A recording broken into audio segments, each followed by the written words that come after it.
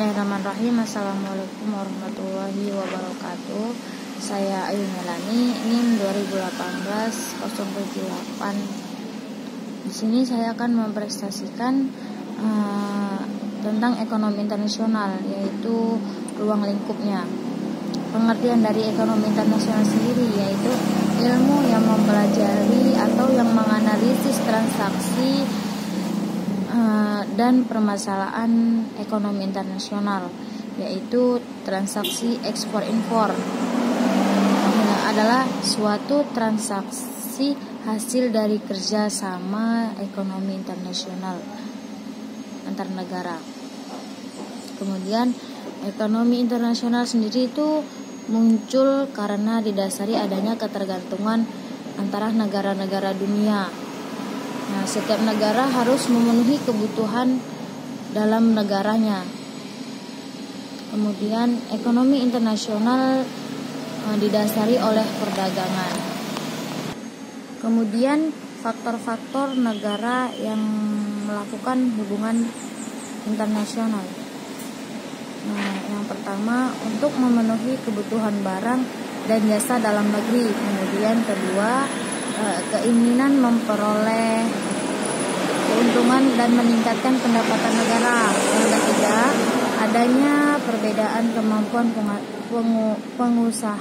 penguasaan iftek. Kemudian yang keempat, kelebihan produk dalam negeri.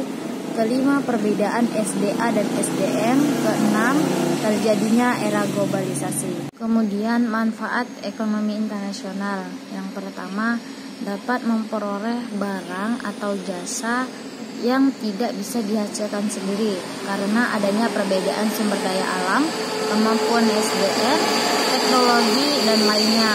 Kemudian yang kedua, dapat memperluas pasar, tujuannya untuk menambah keuntungan dari spesialisasi.